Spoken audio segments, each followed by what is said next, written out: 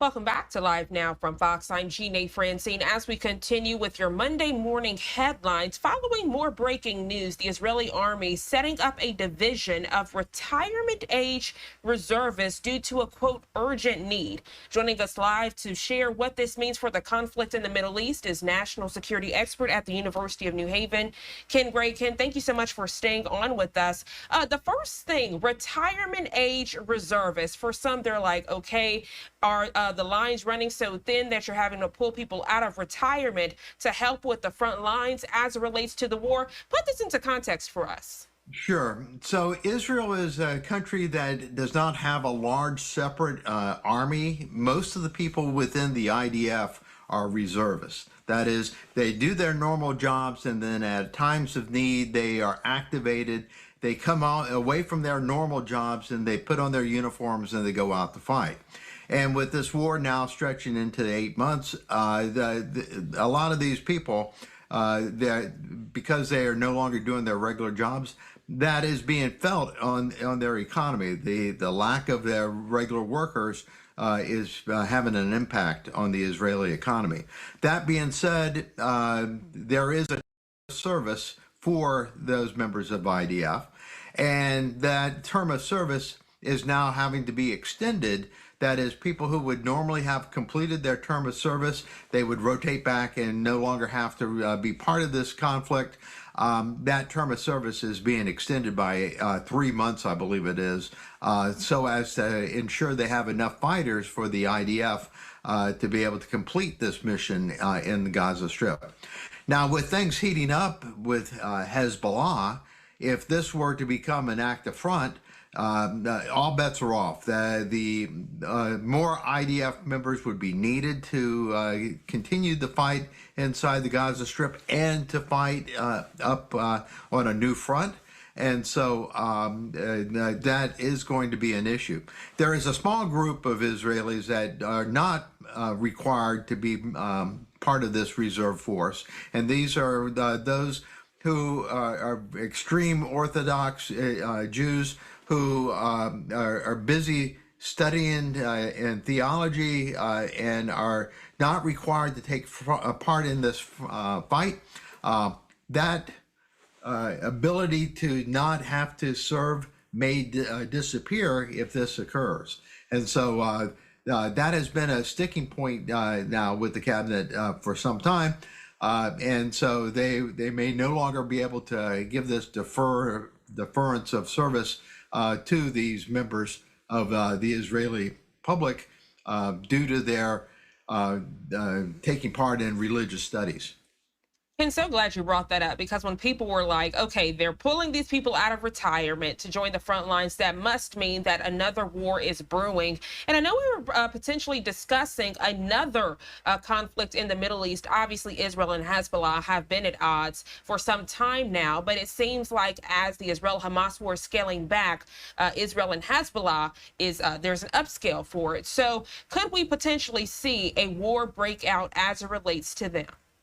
Well, in many ways, we've already seen a war break out. That is, hundreds of rockets are being launched from southern Lebanon into Israel, and Israel is conducting air operations into southern Lebanon on a daily basis. So in many ways, all that needs to be done is a declaration of war, in that they have been practicing, simulating doing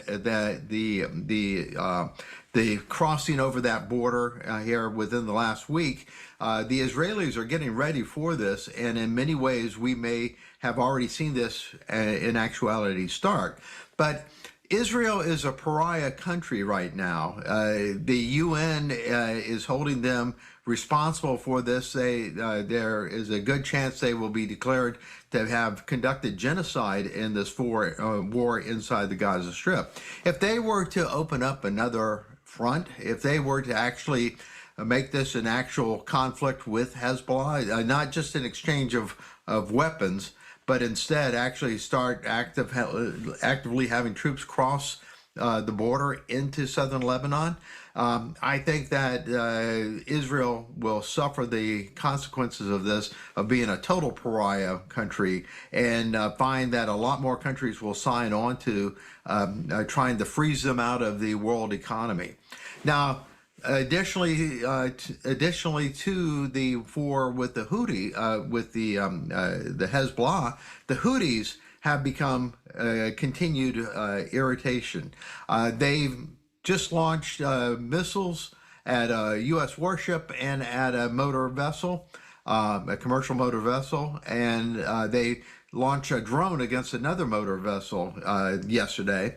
And so they continue to be a problem despite the periodic air operations against the Houthis. The Houthis are believed to have gone underground with some of their munitions, so that is why they're not very effective in these airstrikes. But the Houthis continue to be a problem, and if the United States gets involved in either the war against Hezbollah or against very actively involved against the Houthis, we may see Iran get into this. So there is still the possibility of this becoming a regional conflict as opposed to being confined within the Gaza Strip as time goes on. We thought this was starting to wrap up, but instead this may be going into the next phase.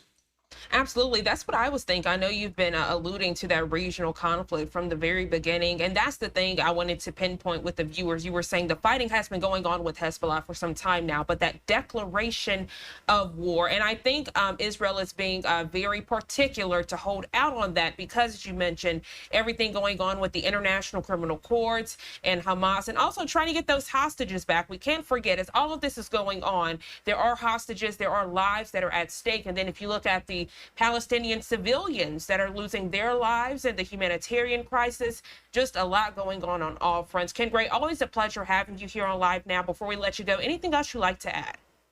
So there is an envoy there in Israel today trying to keep Israel from invading Hezbollah, invading Lebanon to attack Hezbollah. Hopefully he will be able to reel this back and that this does not erupt into a second front, a very active second front. But nonetheless, the Israelis are ready to go to war with Hezbollah. It's just a matter of whether or not they have the manpower to do so, and they believe that they can conduct both of these wars at the same time. So keep your eye on the northern front there. Ken Gray, always a pleasure. Thank you so much for taking out the time to join us for these breaking news alerts bright and early this Monday morning. You enjoy the rest of your day. Thank you. I want to give you a live look out in Lebanon. As Ken Gray was alluding to, we've seen several projectiles and missiles from this area where Hezbollah has been roaming. This is one of the sites for that area. Just want to give you all a live look as we continue to paint this picture and put things into perspective. Now it's 6:28 on the East Coast. Going to a quick 2-minute commercial break. We'll be right back.